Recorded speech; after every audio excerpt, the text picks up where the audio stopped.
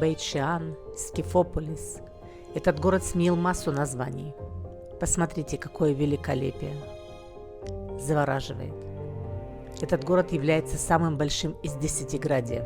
10 городов, которые римляне построили, чтобы продемонстрировать свое величие и римскую роскошную жизнь. И они сказали: приходите в эти города, посмотрите на нашу жизнь. У нас здесь есть все. Берите пример с нас. Мы продвигаем современные технологии и архитектуру, искусство и развлечения. Мы – современная цивилизация. Но ненадолго. Итак, в первом веке до нашей эры римляне построили 10 городов на Ближнем Востоке и назвали их Декаполисом. Остатки 2 из них находятся в пределах границ Израиля. Скифополь был самым большим из 10 городов. Сильное землетрясение 8 века нашей эры сравняло город с землей. Но история этого города начинается не с римлян. Она уходит гораздо дальше назад во времени. На этом холме в пещерах люди жили в IV-V веке до нашей эры. Позднее, в XV веке до нашей эры, египтяне основали на этом холме административный дом Египетской империи. Император Антоний в знак вечной любви подарил Бейт-Шиан царице Клеопатре. Да, представляете, это место отмечено присутствием фараонов. А потом хананеи были здесь. А вскоре пришли израильтяне, но им не удалось завоевать Бейт-Шиан. О Бейт-Шиане написано в священных писаниях как о месте, где тело израильского царя Саула вместе с его сыновьями было повешено на вратах города. Позже этот город был завоеван царем Давидом, и он его просто сжег. Но затем царь Соломон, его сын, восстановил его. Но на этом история не заканчивается. Египтяне вернули это место, но ненадолго, потому что пришедшие сюда ассирийцы разрушили его до основания. 3 века это место лежало в руинах, пока в III веке до нашей эры греки не отстроили его заново и не переименовали в Скифополис. Но опять же на этом история не заканчивается, потому что столетия позже еврейские повстанческие силы хасмонеев разрушают его еще раз. Ну как, у вас еще не закружилась голова от этой мясорубки? Через еще столетия пришедшие сюда римляне решают восстановить Скифополис, но не на холме, а внизу, у его подножья, и сделать его величайшим городом на Ближнем Востоке.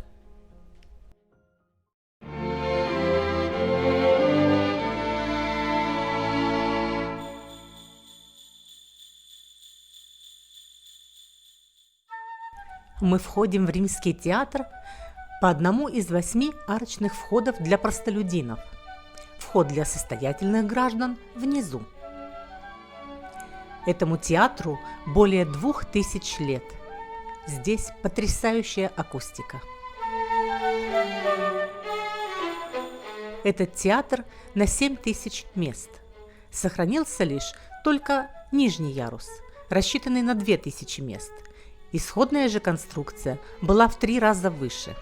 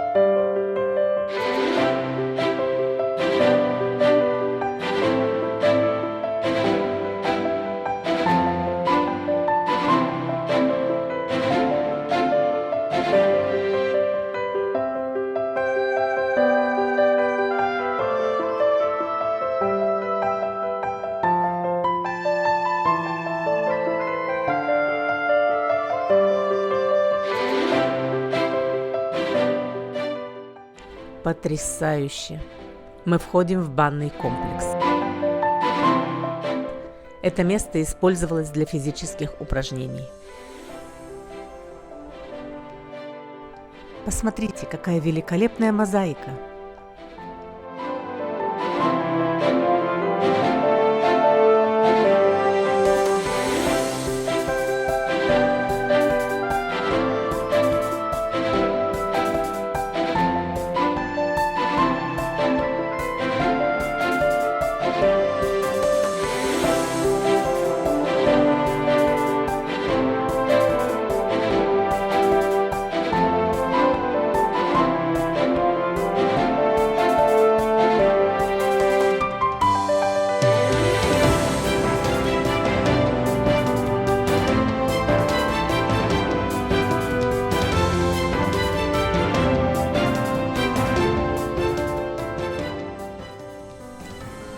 Это внушительных размеров помещение, вмещавшее 50 человек, общественный туалет.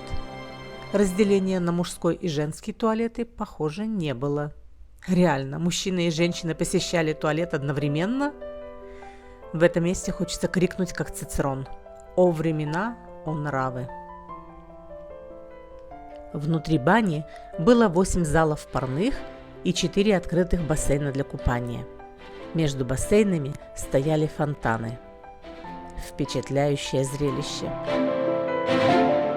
Какая невероятная сохранность римских бань.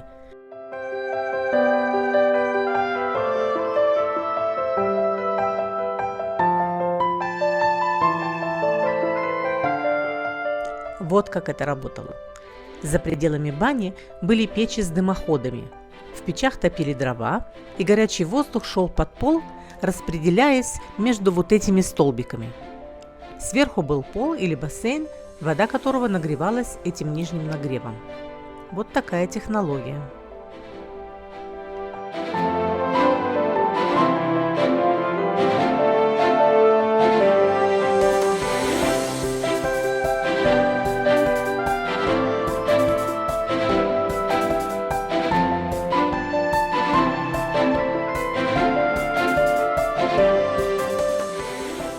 Главная улица Скифополиса – Палладиус.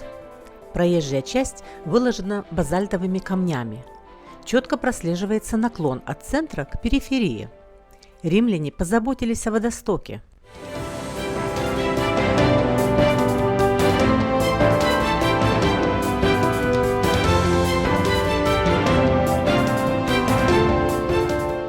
С двух сторон пешеходная часть, выложенная великолепной мозаикой. Мозаичная надпись свидетельствует о том, что улица спроектирована и построена неким Палладиусом, управляющим провинцией. Отсюда и ее название. Вот она, эта надпись. Эта полукруглая площадь называется Сигма. К ней прилегают комнаты, в которых были торговые лавки, а в некоторые комнаты служили городским борделем.